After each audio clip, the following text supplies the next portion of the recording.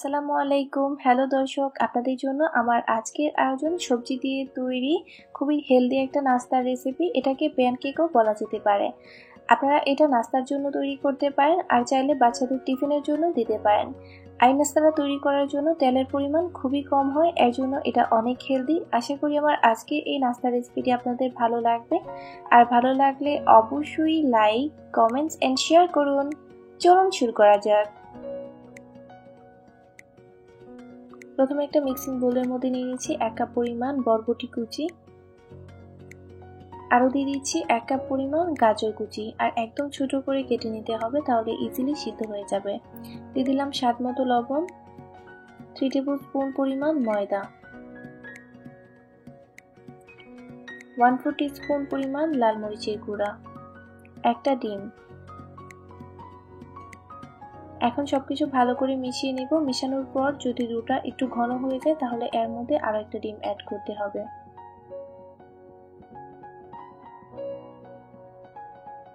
ডোটা মিশিয়ে নেওয়ার পর আমার মনে হয়েছিল যে এটা অনেকটা ঘন হয়ে গেছে, তারপর আমি আরো একটা ডিম অ্যাড করে এটাকে ভালো করে মিশিয়ে নিয়েছি।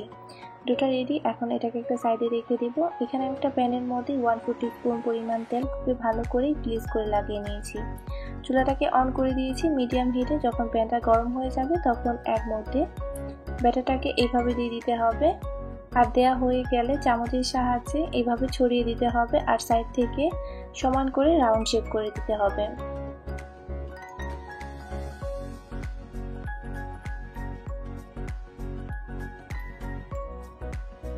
এরকম করে আমি সবগুলো দিয়ে দিব, আর দেয়া হয়ে গেলে ঢাকনা দেওয়ার প্রয়োজন নেই। মিডিয়াম হিটে এটাকে 4 থেকে 5 মিনিট ভেজে নিতে হবে।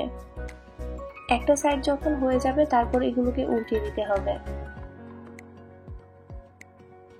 একটা সাইড হয়ে গেছে, আমি এগুলোকে উল্টিয়ে দিচ্ছি। অপোজিট সাইড থেকেও খুবই ভালো করে ভেজে নেব,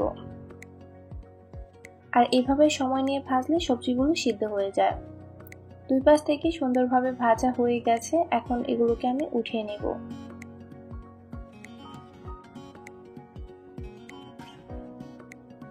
একইভাবে আমি সবগুলো তৈরি করে নিয়েছি, আর তৈরি করে নেওয়ার পর গরম গরম এটাকে আমি টমেটো কেচাপের সাথে সার্ভ করেছি। এই নাস্তাটা তৈরির জন্য তেলের পরিমাণ খুবই কম হয়, এর জন্য এটা অনেক হেলদি। আপনারা চাইলে বিকালের নাস্তায় খুবই ঝটপট এটা তৈরি করে নিতে পারেন। আর তৈরি করে নেওয়ার পর এটা কেমন হয়েছে অবশ্যই আমাকে জানাবেন কমেন্ট বক্সে কমেন্টস করে। আর রেসিপিটি তৈরি করার পর পিকগুলো চাইলে আমার সাথে শেয়ার করতে পারেন। আমি ফেসবুকের লিঙ্কটা ডেসক্রিপশন বক্সে দিয়ে দিব। আজকের মতো এখানে বিদায় নিচ্ছি। ভিডিও আসছি অন্য কোনো দিন নতুন ভিন্ন কোনো রেসিপি নিয়ে। এ পর্যন্ত আমার সাথেই থাকুন। ভিডিওটি দেখার জন্য সবাইকে জানাচ্ছি অসংখ্য ধন্যবাদ। সবাই ভালো থাকবেন, সুস্থ থাকবেন, আর আমার জন্য দোয়া করবেন। আল্লাহ হাফেজ।